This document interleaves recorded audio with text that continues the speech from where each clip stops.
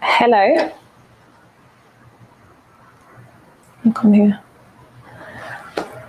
Good afternoon, everyone, and welcome to PR 101 Masterclass.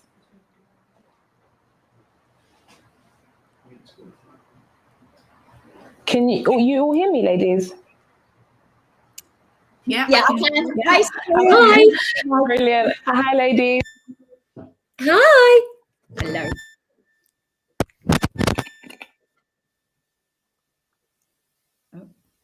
Oh, we've lost you now.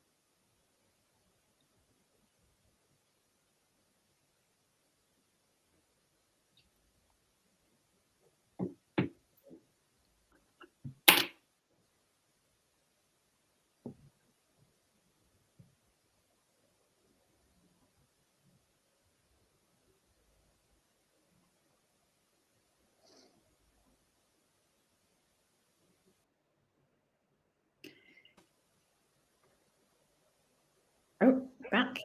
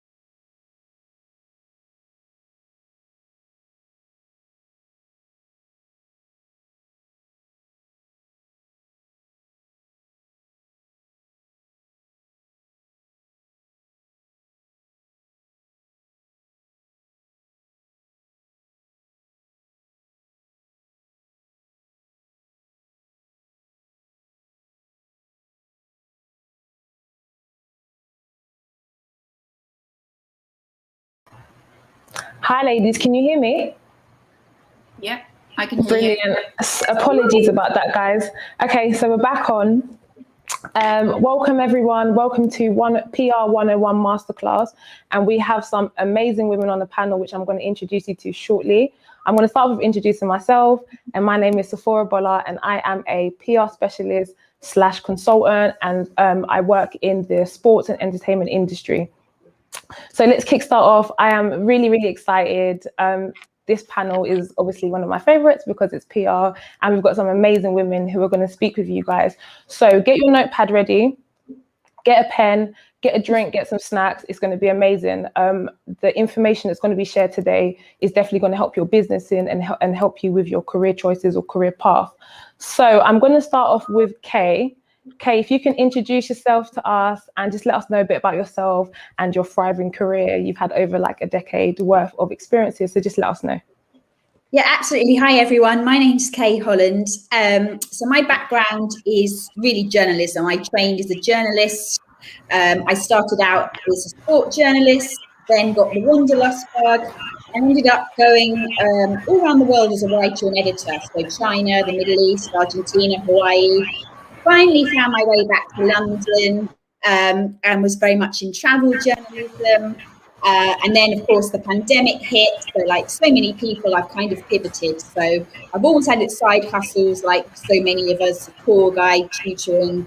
And I've very much now pivoted into copywriting and PR. And having had a lot of success in this, I felt this is probably the way to go. And what it did is it led me last year to setting up a copywriting company called Away with Words with a friend and former colleague of mine, Teresa from The Telegraph. So now we love basically promoting people, ideas, businesses, whoever needs words or content. We love getting their story and helping them get their message across. Thank you so much, Kaye. And later on, Kaye's going to give us some tips on copywriting. So I'm really excited to hear about that. Next, if you can introduce yourself, please, Nikki. Oh, I couldn't work out how to change my name, so it says Nikki Disco. So I'm a journalist. I started out as a journalist working in Manchester for a local press agency. And then I and worked in TV for a number of years. I worked on programs like The Big Breakfast that some of you might remember if you're a little bit older. I worked on political shows, quite a contrast there. I then went behind the scenes, worked as a TV producer, did a food series. I then started writing about food particularly for the Independent. I was food critic and writer and a family events critic and writer there for about 10 years. And then 10 years ago, I mainly worked as freelance. And then 10 years ago, I had this idea that I still loved going partying and still loved going out dancing. But there was nowhere that I felt comfortable. I'd got teenage daughters and I didn't want to feel like I was gate crashing one of their parties. So I started my own company called Haven't Stopped Dancing Yet. And we provide disco events in London and around the country and do private parties. And we've been going for 10 years. And obviously in the pandemic, we've now pivoted to virtual events. So we do virtual disco parties. So I work in a number of ways, but I do a bit of consultancy. So I help small businesses with press and PR.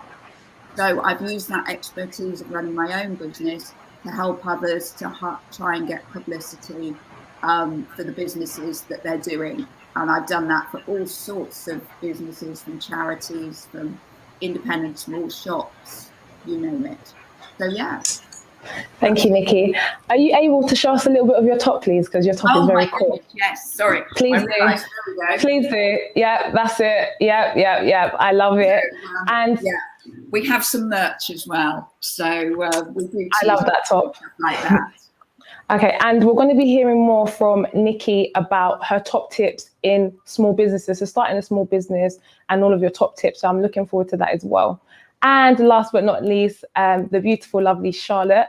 So Charlotte, please introduce yourself. Hello, everyone. My name's Charlotte. I am the founder of Belle PR, a PR agency based in Covent Garden. We specialise in lifestyle brands, talent. So a lot of entertainment talent, a big variety from TV presenters to YouTubers to authors to experts. And we also do a lot of charity PR as well under our Belle PR campaigns umbrella. I've been a publicist for over 10 years now. Before I set up on my own 6-7 years ago, I headed up two much bigger PR agencies, looking after big global brands such as Spanx, Mamas and Papas, Malibu. So yeah, I mean, I've had a really interesting career so far. I love working in PR. I'm very passionate about it and making sure that we've got some great graduates and people coming through into the industry. In a nutshell, that's what I'm about. And Belle PR is my agency, and I absolutely love it.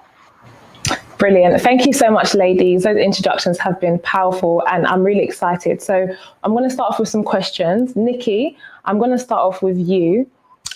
So you've had a thriving career in journalism. What are some of your best moments? Oh my goodness. I'm going back a long way now. Yeah.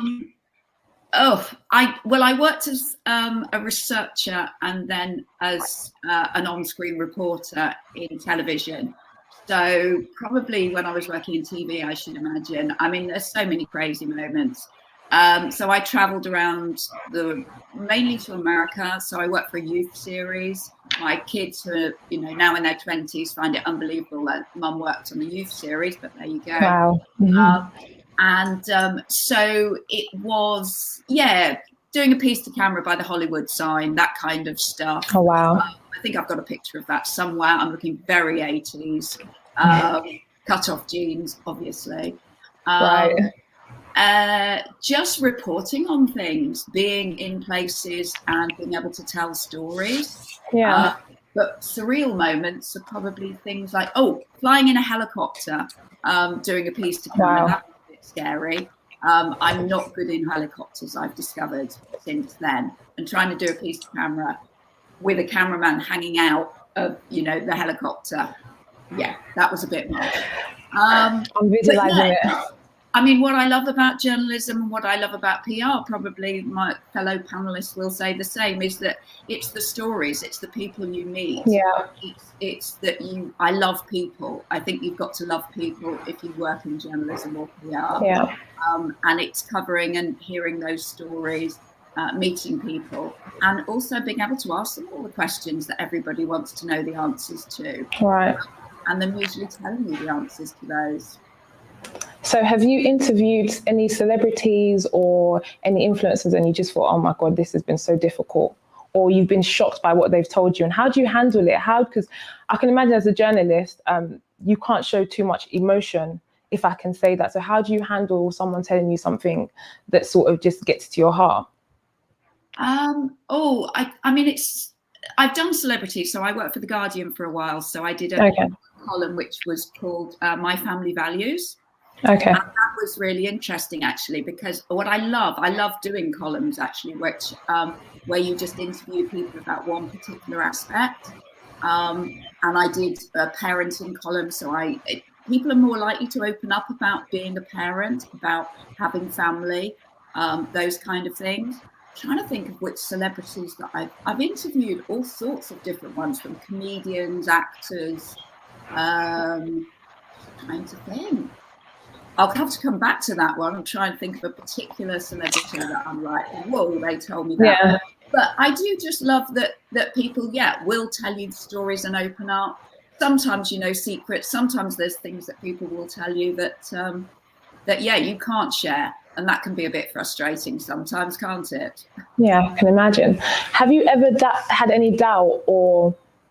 and as well as having any doubt, what keeps you motivated? Because you've been in the industry for over a decade. I could imagine that you face some challenges, ups and down moments. So when you've had that, what has kept you motivated? Yeah, well, in the journalism side, probably, I just love people's stories. So even now, if someone, for example, I've just got a commission to write a piece, as I run my Haven't Stopped Dancing Yet business, and I also still do some freelance journalism work. I've probably done more of that since COVID, obviously, because the events industry has been put on hold other than doing virtual events. And I think even now I just got a commission to write a piece about some people who've got a social enterprise. And it's the stories about why those people started that thing. It's being able to tell their story. It's being able to take that story to a wider audience. And I think if anybody's talking about press and PR, what we're talking about is we are all interested in that story. We want to know more about why women started businesses, what they did, why they saw there was a gap in the market or whatever. And the media are always interested in those stories. And I'm always fascinated. Whenever I meet somebody new, I'm always talking to them. It's like, why did you do this? What happened? And as journalists and PRs, we can ask those questions. Yeah, we can. Exactly. What's the biggest lessons you've learned on leadership? Oh, leadership. Yeah, in your industry as a journalist, is there anything you would take away? Because I'm sure you've had to lead certain projects. What would you say you've learned with leadership? Yeah, I mean, the leadership is more probably mainly from running Haven't Stopped Dancing Yet, running my events company. And that, I think, is just making sure it's about communication. I think that's the biggest thing, is you making sure that everybody knows where they are, what they're doing at a particular time and what you expect from everybody. And I think the problems you often have is because you've got a breakdown in communication. Suddenly everybody goes, oh, I didn't realise I was supposed to be there at that time. Right. I didn't realise that was supposed to be happening. So just making sure that everybody, I'm a big scheduler. Everybody gets a big schedule with everybody's who's doing what, when they're doing what. And that actually came from journalism. So when you're doing a shoot or you're interviewing people, you've got a schedule where everything's written down, what you're doing, what you're trying to achieve. And I've taken that with me in my business. So for my events, I have my crew sometimes take the mickey out of me because everything is in the schedule. You know, the breaks, what everybody's doing, where everybody has to be, what equipment has to be there, that's all written down. Awesome. Also, how did you build your network in journalism? How did you start off? Did you go to uni? What was the journey into journalism and just building this brand that you've got to now as a journalist? Well, the journalism, I'm trying to think how it started. Oh, it started student journalism. So yes, I went to university. I went to Manchester University. I studied politics and modern history. But I'd always loved newspapers and journalism. A film crew came to interview my parents when I was about 7 or 8. And I remember just going, wow, that's a job, you know, and I'd always wanted to work in television, I think from then onwards. And so I went to university. It was a time when you didn't do those practical courses. So there probably weren't as many practical TV making or journalism courses as there are now. But I just got involved in the student union newspaper. So I think within 2 weeks, I'd have my first article published. And I just then worked for the student union newspaper and became editor. I lived in that office, basically. My university studying, didn't do much of that, but a lot of student journalism. And then I became editor of the student union newspaper. So that was my kind of break. I cut my teeth by doing that. And then someone I knew through that offered me work at a press agency. So I went straight from university to work for a freelance press agency and then applied and got a job in television in London. So, did it involve a lot of interning, what you were doing then? I'm older than a lot of people here. So interning just wasn't something that people did back then. It was, you applied for a job. If you got the job, quite often that job would be a job for a couple of years. There wasn't, I mean, I've got daughters now in their 20s and I know how hard it is for people who haven't got those connections trying to get that work experience. But I would say to anybody starting out, I mean, I forgot to say, I taught journalism for many years at City Lit, Adult Education College. So I run courses and have run courses on, you know, breaking into freelance journalism. And I'd always say the best thing is to just start with publications that you like, get some experience. You know, if you live locally, for example, I live in Southeast London, we've got great publications called the Peckham Peculiar, the Lewisham Ledger and the Dulwich Diverter. And these are great local papers that do encourage new people to write for them and also pay them for it, which is brilliant. So there are those opportunities. And once you get a couple of articles that have been published, then that helps you. But it's certainly a lot easier to be freelance now, I think. So many journalists are freelance and work for different publications. Yeah, that's really true. Also, I was going to ask, how did you transition into PR? Because I know you obviously started off in journalism, but you have got knowledge and experience into PR as well. So how did that start? How did you get into it? Well, I just got into that. So what happened was I was working as a journalist. So I was working in television. Then I had 2 kids. TV and kids don't necessarily go together. So I started going back to freelancing. So I freelanced for years, for 15 years. I freelanced for The Independent as a food writer and a family events critic and a travel writer. And then when I came up with the idea for my business, for Haven't Stopped Dancing Yet, I went to a couple of networking events and lots of people there said, oh, how do you get, because I just got some coverage, started to get some coverage for Haven't Stopped Dancing Yet. And everybody wanted to know how to get coverage. So I started running small press and PR workshops for small businesses with a mompreneur network. And we did those. And then I started doing some consultancy. And I also ran courses on promoting your business through the media at City Lit. So it was my own experience of running my own business that has then led me to do more PR and PR consultancy for people. And speaking of businesses, what top tips would you give to a small business or business starting out? What would you advise them if you could give us 3 tips? 3 tips. I've probably got about 10, but probably the tip at the moment is now more than ever, the media is interested in stories of small businesses, because we all want to know how they're surviving, whether they've pivoted to do something different, if they've launched in COVID. If you look at Twitter and look at journo requests, hashtag journo requests, quite often you'll see people saying, oh, I work on 5 Live and we need small businesses to say how the budget is affecting them. Right. To say how, what their experience is during COVID or why they've launched a business. And we all want those good news stories as well as the bad news stories. Right. If people have got a strong business story. I came up with this, I saw this happening in COVID, or I realized there was this gap in the market and then I started whatever it might be, a food delivery business or a bicycle delivery business or whatever. So I would just say, what's the other one? Light bulb. Has anybody mentioned light bulb on any of these classes so far? There's a Facebook page called Light Bulb. Okay. Which PRs can't join, but small businesses can pay. I think it's about £5 a month. And loads of journalists are on that. And therefore you just do a pitch and say what your business is and people might be interested. But they also say, look, we're looking for this. So again, all the national newspaper journalists will go on there when they're looking for a story. So that's a really good tip of who to sign up for. Thank you. I hope everyone's taking note of that. That's actually really good. Yeah, so I would go for light bulb. Did you want one third one? What else should we say? Just contact. Start local. I would say that if you're worried, if you're a small business, now more than ever, people are interested in using small businesses, supporting small businesses in their local area.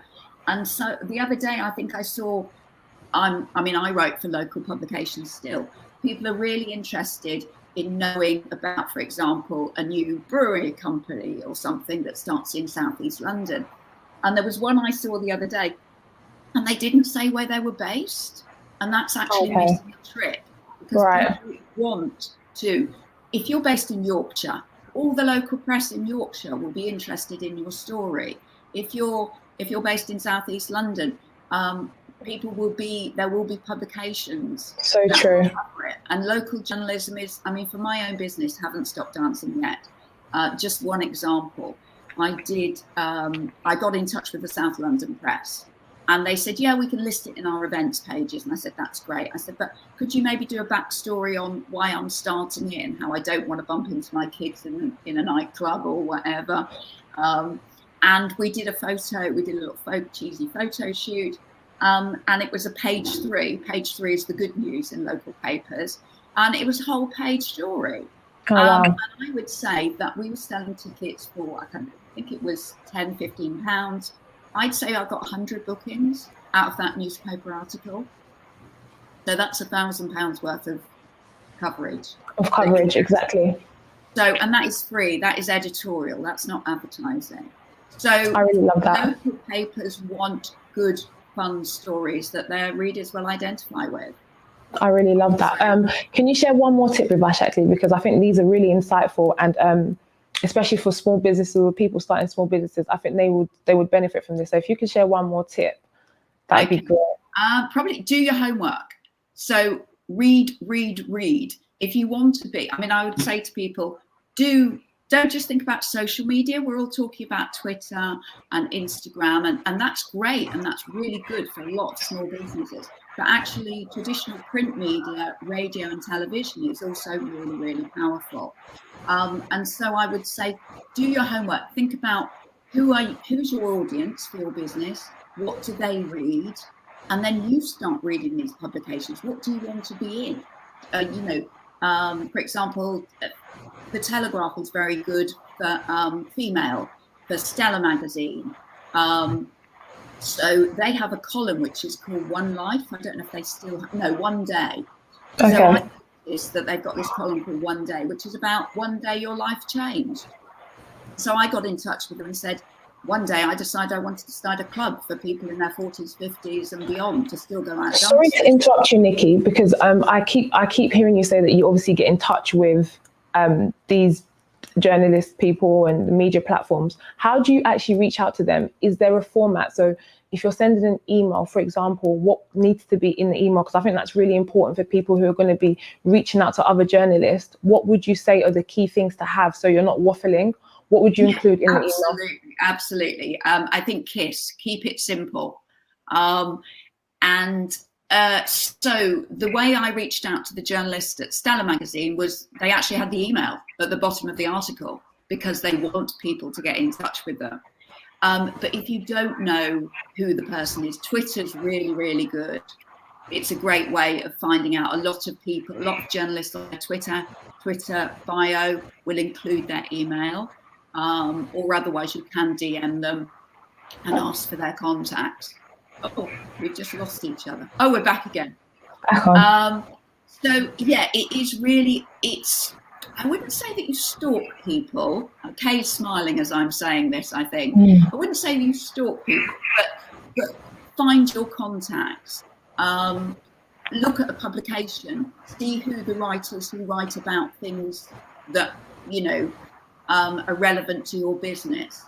And just make sure, yes, that you don't, if you can, get a personal email address for somebody rather than a editorial email address, because that might just go to an intern probably who's replying to 200 emails a day. It's just much better to get in touch with the person who's the journalist who writes the stories, the kind of stories that you want covered. Brilliant. Thank you so much, Nikki. That session has been so insightful. I wanted to open up the floor to Charlotte and Kaye. Is there anything you guys want to add on to anything that Nikki has said, or if you just thought of something and you just want to add it on just before I ask you guys some questions? Charlotte? I mean, they're all absolutely valid points. I think you've just got to do your prep. Timing is really important when you're starting your own business. There's no good time. A lot of people say, oh, I'd love to have my own business.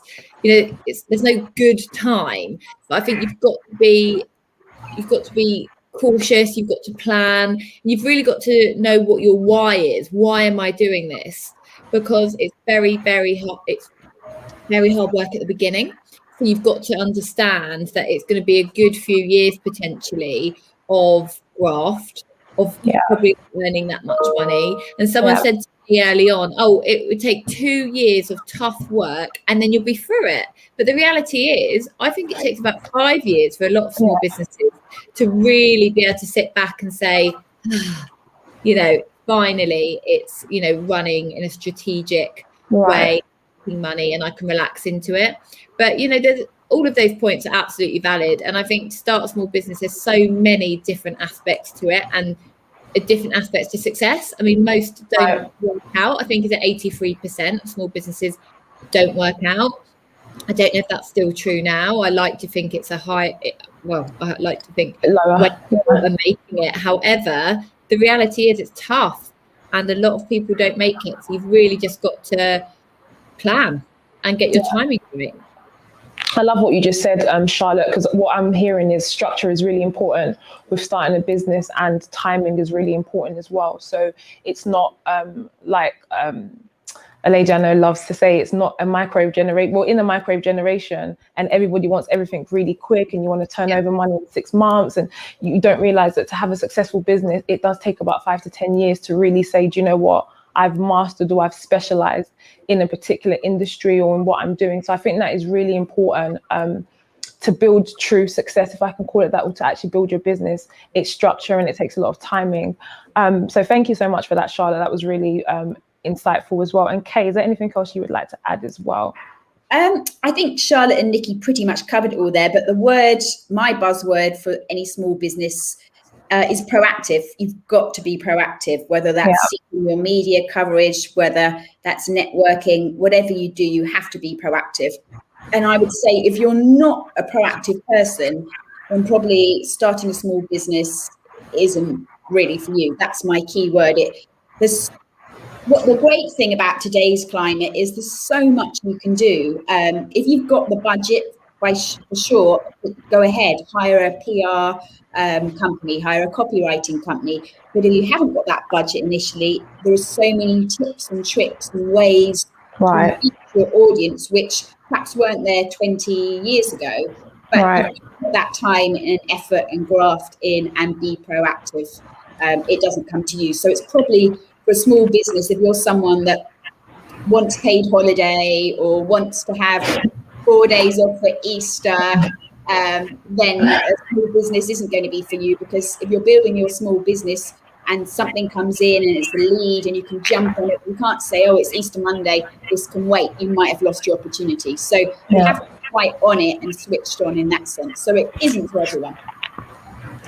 So, Kaye, I've actually got a few questions for you as well, actually. So as a journalist and a creative content specialist, tell us what your day-to-day life is. What do you do on an average day? What does it entail? What time do you wake up? Things like that.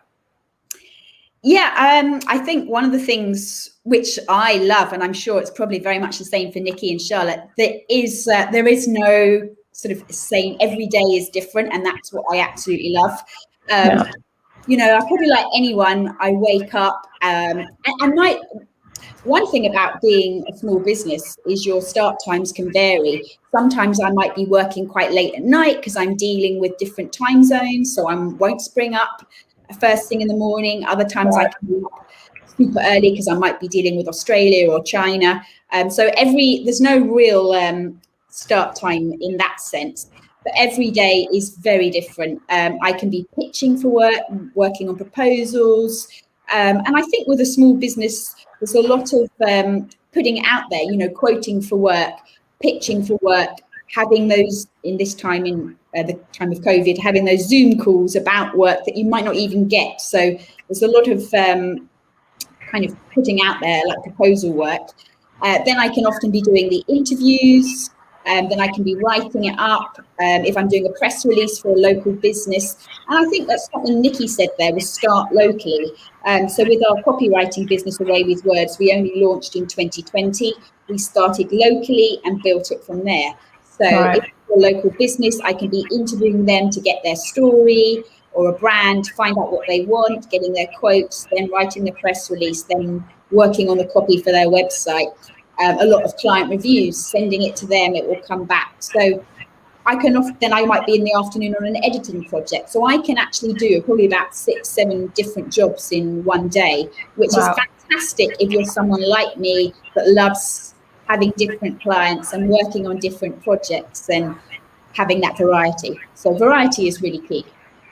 I love that. I'm like that as well. I love working on different things every day. So I think PR works. Just another question I have for you. How would a woman, or what would you advise a young lady who maybe has just left school or she has a passion for writing and she wants to get into journalism, what would you say to her? What would you advise her to do? I think it's something Nikki touched on earlier as well. Don't dream it, do it. So if you want to get in writing, don't just dream about it. Contact, get your work experience. For example, very much similar to Nikki, I did a student paper. Spent so much more time on the student paper than I ever did studying Shakespeare for my English Lit degree. I got involved in hospital radio. I actually was a volunteer at Northwick Park Hospital, which one of the fellow volunteers there was Chris Stark, who probably everyone now knows has gone on to a fantastic platform at Radio. So if you want to do something, he was there, actually, Chris Stark, for example, he was there at Northwick Park Hospital Radio. He was doing student radio at Southampton Uni. So if you want to do something, really get in it. And actually, talking about my copywriting business, Away with Words, one of my first clients was a local restaurant in Brixton. And when I went in for a client meeting, obviously when we were able to do that, the meeting with the boss, and we got what she wanted for the next, like a press plan, press releases. And on my way out, one of her waiting staff stopped me and had heard that I was coming and said, look, I really, this is my job, I'm a student, but I really want to get into copywriting. So I gave her my card, and literally the next day she had emailed me, followed up, given me some suggestions of what she wanted to do and how she could help. So we took her on for work experience. So she had that drive. It's all very easy being able to say you want to do it, but I really admired that, and I kind of recognised what I started off my career doing. That drive, make it happen. Brilliant. Also, it taught us a bit about pitching and what writers can do as well, because I don't know much about copywriting as well, so I don't want to assume anything, and I'm sure many of us don't as well. But I love the whole concept of copywriting, because I think every business needs it. You need a copywriter. You need someone that can help you construct content in written words, because written words are so important. So tell us a bit more about the copywriting, and just any tips as well for anyone that's actually interested in copywriting, or they're interested in journalism, but then they want to specifically get into copywriting. Just tell us more about it, and then what would you advise as well? I mean, my best tip for all of that would be to do it all, to especially in the climate today, have as many strings to your bow as possible. When journalism, so I'm very much, my background is travel journalism. Obviously, that is pretty impossible right now. Traveling. So to have as many strings as to your bow is a great tip. So try to keep it open and do both. With copywriting, for people trying to get into it, was your yeah, so people that want to get into copywriting, and how do you pitch as well? Maybe that would be a good one too. How do you pitch to clients if you do that, or how do you get clients for copywriting?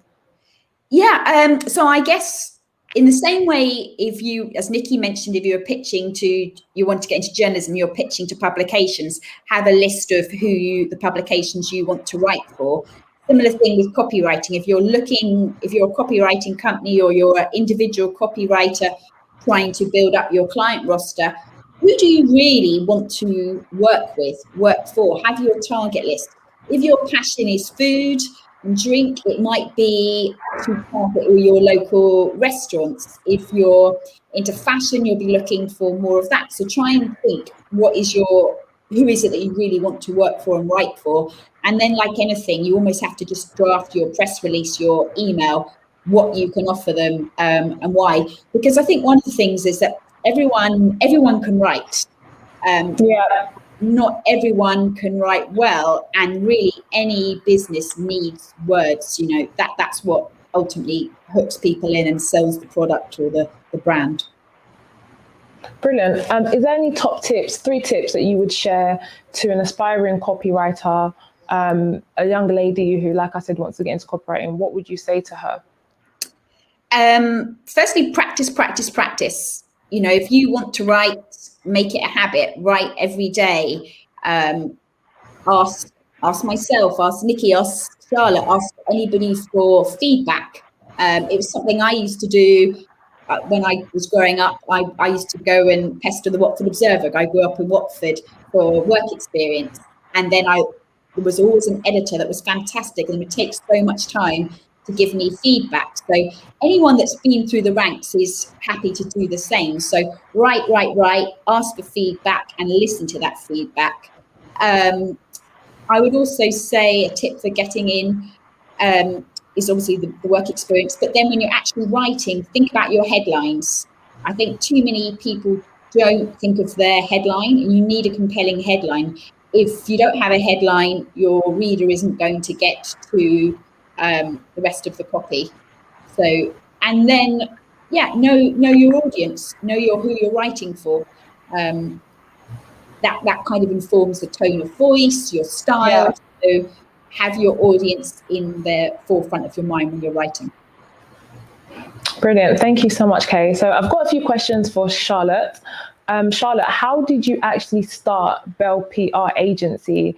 Tell us how the journey started, because I know obviously you work with loads of talents, which we're going to get into, because I've got some questions about that as well. But how did you actually start the agency? Did you go to university, or how did this passion start? Okay, so quite a while ago now, but I went to university. I went to Sheffield University to do a history degree, which I loved. I was going to be a lawyer and took a big swerve into PR.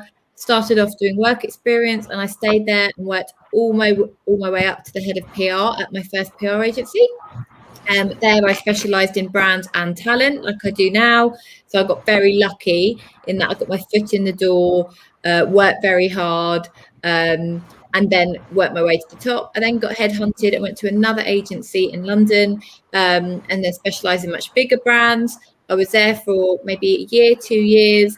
And then when they offered me partnership, I thought it was now or never. Do I stay here, which was a brilliant agency, and inherit, a team, clients, and become one of 3 owners and partners? Or do I, take the leap of faith and just try and do it on my own with a different business model and a slightly different, there it was big brands. I wanted to actually work with talent and startups again. That's why I decided to make the move.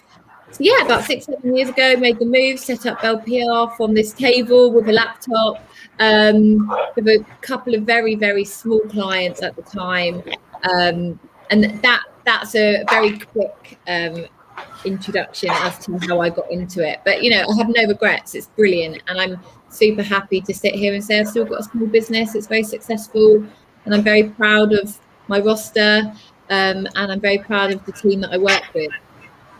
So you guys have actually won some awards as well, haven't you? Yeah. And it's actually really great to get awards and accolades from your fellow peers. I think there's nothing better, actually. I was really fortunate to be on the 30 under 30 list for PR Week a few years ago. We've won PRCA awards last year. We got a campaigns award for PR Week the year before, which was brilliant. So it's really lovely when you work so hard, and the long hours that PR demands. It's actually really lovely to have those kind of mini celebration moments and just sit back and appreciate, what you've done and what you've created. And I think that brings me on to my next question, because I'm happy you've highlighted that it didn't come overnight. You've been in the industry for a decade, and just like all of the women, you guys have worked your way up. And I keep hearing, experience, timing, structure, dedication, focus. So I'm happy that you sort of mentioned, the things that you have achieved as well. But what would you say, what challenges did you face? Because like I said, it wasn't overnight. It wasn't something that you just achieved in 2 years. It's been 10 years. What challenges did you face, and what was a pivotal highlight in your career, or what kind of rocketed you off? So I've got a few highlights, from awards to signing wonderful clients that I admired. I worked with Alex Scott, the TV presenter. That's a big highlight. Katie Piper, who is an amazing author and charity campaigner. They're highlights, working with amazing talent like that, of course, and winning big brands. I look after my first year as a parenting brand and Carmex. These are major global brand players. So to work with these people, brands, they're absolute highlights. In terms of struggles and I guess hurdles, there's every single day. I'm a publicist. Crisis comms is a massive part of what I do. There's not an hour that goes by that I don't have a hurdle or a crisis or a problem to deal with. I think COVID as an entirety has been very, very difficult for our industry. The event side of my business has really, taken a hit. We've had to think on our feet. We've had to, change things up a little bit. We've had to, look at structures, look at fee structures. COVID has brought many challenges, actually. And then going right back, when I started, it was just me. It was very lonely. I had 2 clients. It didn't pay a lot. I didn't have loads of money in the bank. I'm from a working class background. I didn't have the privilege to have £20,000 in the bank to fall back on. It was the reality of my startup was, this has to work. This absolutely has to work. If not, I'm going to go back into employment, which was no particular failure for me. I would have been happy to go back into employment. But, the fact that I grafted and struggled in those early days, I guess it makes me appreciate it more now. Brilliant. What has kept you motivated in business? My team keep me motivated. They're all amazing, amazing women, and they're my biggest fans, and they're brilliant. And I love to see their progress, to see how far they come on in just a year, 2 years. That is what keeps me motivated. And then the clients. My day-to-day job is so varied. I look after authors, interior designers, brands, TV presenters. I'll be, not this year, but usually I'll be on a red carpet one minute, but then at a party the next, and then I'll be writing a big strategy for the next 5 years for a big brand the next minute. I'll be on the phone to an editor the next. I'll be celebrating the fact that one of my clients' books are in the Sunday Times bestsellers list. It could be anything, but I love the variety, and that's what motivates me. It's the best job in the world, and I really believe that. I really love that. What have you said? Because I know you just said you have a team. How big is your team at the moment? So we're small. There's 6 of us. We're all women. And I think that's big. Pardon? I think that's big. 6 people. When there's more than one person, I think that's big. That's really amazing to hear that you've got a team. Well, I think going back to, small business, like talking about small businesses and tips, I think, what I didn't say was you've got to stay in your lane. I could easily compare myself to another agency that's got 60 people or double the size of mine. But, that's not what this is about. I'm in my lane and we do what we do very well. And I never wanted to actually have a big agency like I came from. I wanted it to be smaller, bespoke. I didn't want to pitch for clients and then disappear. I wanted to be involved in their progress. I wanted to see that with my own eyes and work on these accounts. So, to have six amazing women as part of a team based in Covent Garden with a brilliant roster that I could have only once dreamed of, that's for me, it's that success to me. And that takes me on to my next question about leadership. How as a leader, what advice would you give? How do you lead your group? Has there been any sort of challenges with leading the group? Because I know that it's not hard, it's not easy, sorry. What would you advise, or what would you say about leadership? Well, yeah, and I think when it's a small business, the reality is you are everything. Your founder, your publicist, your HR, your admin assistant, you're everything, And yes, you can actually hire brilliant freelance HRs to come on your team as and when you need. So that's brilliant. But as far as leadership goes, I mean, my one thing really is lead by example. I work hard. I take time to teach them. I want them to learn from me. I'm firm but fair. And I'll protect them if I don't think they're, being spoken to in the right manner by a client or a journalist or an advertising exec. I'll be the first to push back and protect them. And I think because of that, I'm really proud that none of them have left me yet. So touch wood. I love that. Also, last question to you, then we're going to take it to the audience. How do you deal with difficult talent? How does that work? So if there's someone difficult that's coming, maybe they're rude or they're just a lot. And I'm sure you guys all have experienced someone that is just so difficult, and you go home and you're just like, oh my gosh, like, how do you deal with that? It's actually really easy to deal with now because it's my decision. And it very rarely gets to that. I set my standards of respect really, really early on. So, I can sit here and say that all of my clients treat me, my team and I, with absolute respect. And if they didn't, I just wouldn't be working with them because it wouldn't work for both of us. But, when I was employed, it was really difficult because, ultimately it's a very, very stressful environment. And sometimes you do see the worst in people. And especially when you're employed, you have to just put a smile on, keep calm, and deal with it. There's the analogy, isn't there, that always be a swan gliding across, but actually you're paddling like mad under the water.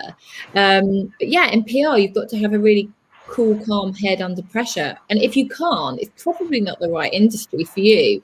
But I guess in answer to your question, I don't really have difficult talent. They have good days, they have bad days, but so do I.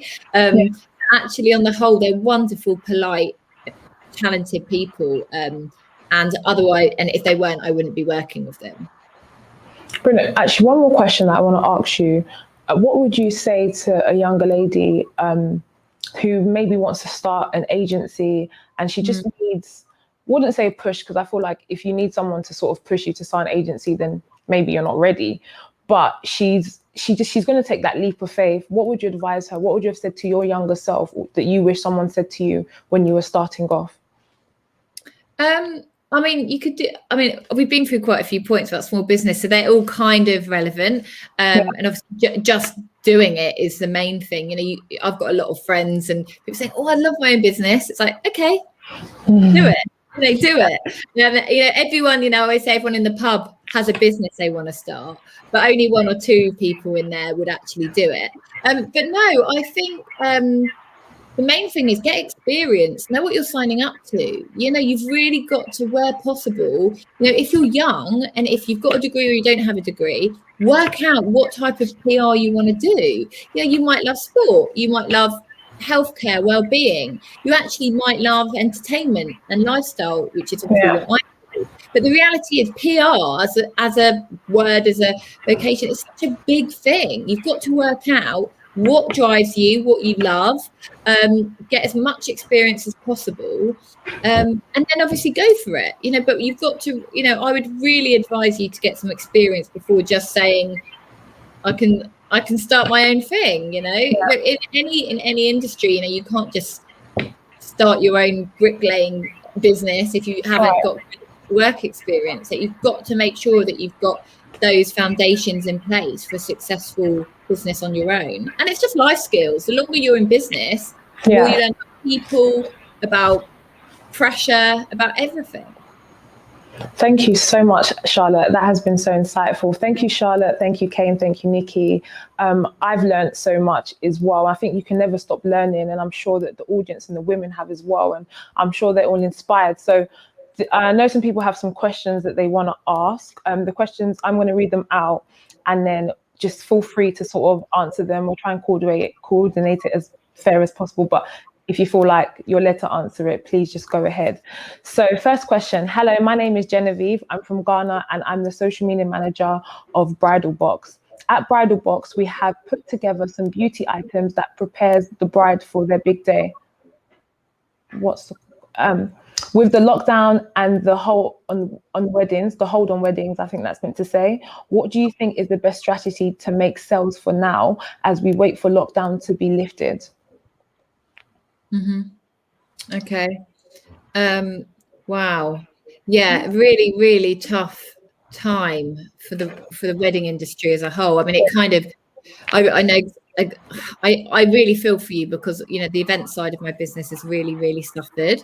I think where possible, use this time to just get data, and really work out, right, we're going to be really busy in a few months' time. So, get organized, find out who's getting married, really make your contacts, especially within the bridal press, whether it's online or print, and just use this time to really prepare. So when you can go, you're not going to waste any time on the admin, any time on the contacts, and then you can make as many sales and get the job done. But this is a time that you can really get organized, but it's really tough. I love that answer though. Yeah, sorry, Kaye, go for it. I was just going to say similar thing to Charlotte. I'd use this time to be putting a real power packing press release together, selling what it is you do, what you can do, because when events come back, all these poor people that have probably had to cancel 1, 2, I've got a friend 3 weddings now, they'll be raring to go. So use this time to put your press release together, put your contacts of who you're going to send that out. If I wasn't too sure if Genevieve's company has a website, but they have a website and you need to do any refreshing of that, this is all time to kind of get the house in order. Yeah, and you could remarket you could repackage it to, I mean, not COVID brides, that's awful, but you just repackage it, try and get in touch with bridesmaids that want to give a gift to the bride that's still waiting to get married. Gifting is still a big market. Beauty, online beauty, is a big market. So actually, if you repackage what you're doing for now, you could get sales. I'm more than happy to help you if you contact me afterwards. But I think there's, beauty is still going ahead. Gifting is still going ahead. So just because weddings aren't, doesn't mean that these people won't be getting married and you can't, the people in your bridal party can't treat you, or brides can't treat themselves. Why not? Yeah, it could be. I mean, Charlotte's absolutely right. There's so much now with the whatever comes through your letterbox, subscription services. There's someone's just launched a business which was Date Night, which is a box which has don't know what's in it. But for your date night, and I'm just trying to think if there's something that you can do, because it's still going to be a while before those big weddings are going to happen. I think whatever little roadmap we've got, there's talk of it sort of, I don't think it's going to be this summer yet.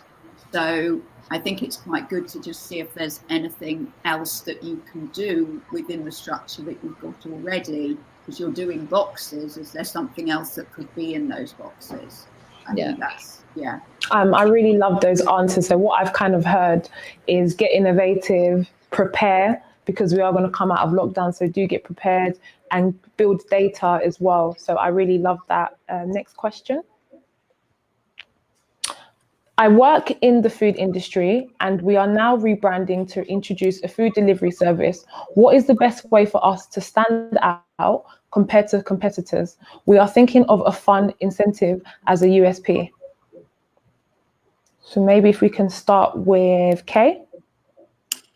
That's a tricky one. I was just wanting to know a little bit more about what the food company is. Is it what cuisine it is? What is the unique selling point? It's a bit tricky one to answer, but I guess my thing for that would be to do your homework, research the market.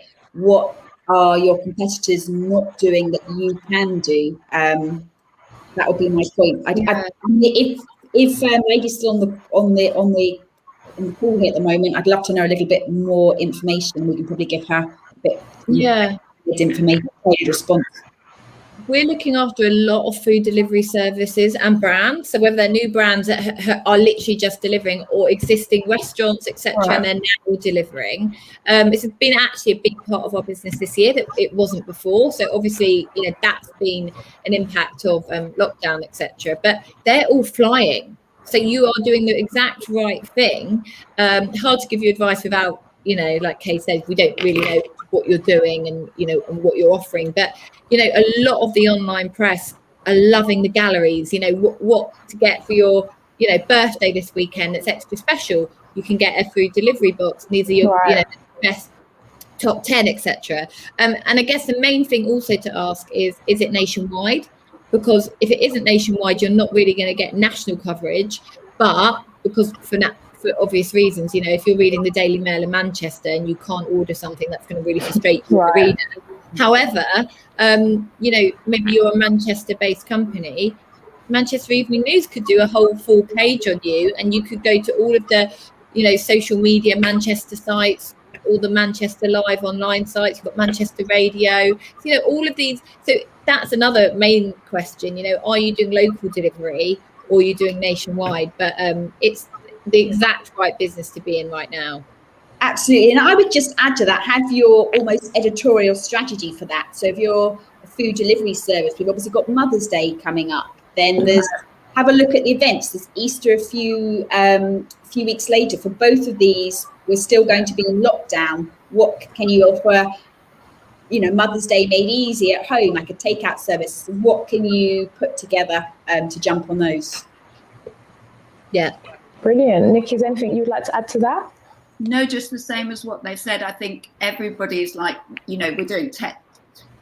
Everybody's like, 10 top delivery services. Yeah. If you're doing something, whatever, we kind of need to know what that USP is. But if you're doing a bicycle delivery service, if it's hyper local, or whatever your different angle. I've just been mentoring somebody who's just done a bread delivery service. So you can now have fresh bread, sourdough and whatever delivered to your house. It's starting in a small area, but then it's building up into a bigger area. So she's starting off with London and local publicity, but then once it can be wider, then you can go for the media. Right. Thank you. So we're going to have one more question from the audience. Thank you, ladies, for sharing these amazing tips to exercise entrepreneurial muscles. How do you structure your digital communication these days to achieve global interconnection? Well, it's a big question. So I think firstly, and it's something I wanted to touch on earlier, but the digital world, whether in any aspect, a lot of it is free. you know, it's a free PR tool. You know, you don't always need a copywriter, an agent, a publicist to get out there. You know, use the free tools that you've got. You know, you've got Twitter, you've got TikTok, you've got Instagram, you've got LinkedIn. So if you've got the time, that's not going to cost you anything. Under the Belle PR umbrella, we've got a separate digital marketing wing of the business. So we've got an entire separate team and partners that we work with for that. It is it's not my speciality. You know, I'm a publicist. So yes, I know how to work Instagram. Yes, I can advise on overall strategy. And, you know, some of it actually can be very simple. Some of it's a bit more complex. But if you want an entire digital strategy, you should be going to a specific team that understands the back end of these systems. They understand how the consumer buys, and also how it links in with PR, because they're actually two different jobs. So that it's a big question, because you've got influencer marketing, you've got SEO, you've got paid ads, you know, and that you can actually even have a specialist in each of those fields. But what I would say is really what you want to have a really successful brand is you want the perfect cocktail. You want a great PR team to do all your bread and butter PR stuff. You want all your strategy and comms done as part of that. Then separate to that, you want a brilliant marketing ad agency, you know, potentially designers. You know, you really want the perfect cocktail, and people in their specialities that all work together. Thank you so much for that answer, Charlotte. Anything from the ladies you'd like to add? Not really. I've lost the question, so I can't remember exactly what the that was. I mean, I just kind of echo really what Charlotte said there, that have, if you can get the specialists in place and you can hire a team. If you haven't got the budget for that, have, like I was saying earlier about having an editorial strategy, have a digital strategy. So much of it is free out there, and there are tips and tricks. Use TweetDeck for scheduled tweets if you're trying to reach out to different time zones, those kind of things. But sit down, write your strategy. If you can get experts on board, even better, because it is quite a minefield and an enormous area. Brilliant. Thank you so much, ladies. The information shared today has been absolutely amazing. There's actually one thing I would like to ask you, ladies, because I've heard a lot today about experience, and I know that I can imagine there's going to be so many women after this who are going to be looking for experience. So Charlotte, Nikki and Kaye, if there is a possibility that anyone can potentially intern, maybe we can coordinate something after the session where we can maybe have a few interns that actually come into your workplace. I know that obviously there's COVID, but even if it's done over the phone or via email, or just little trips and tips, I would love to offer some of the viewers an opportunity to actually intern and gain some experiences in your different industries, in your different businesses. And I think you women would be up for that as well. So maybe after this, after this, we're going to have a little chat and see if maybe 3-4 women can go or speak with you guys where they can maybe get some experience into your small businesses, into your businesses, because they're successful. The session has been so powerful. I've learned so much. Like I've said, you don't stop learning. Thank you, ladies, so much for taking the time out to share so much information with you. I know so many people have been blessed by the information that you guys have shared, and I'm sure there's going to be loads of more successful small businesses. So the rate that you gave Charlotte this morning, I know that it's going to go down because this information has been key. So thank you so much. You're welcome. Thanks for having us. Thank you. Bye. Bye.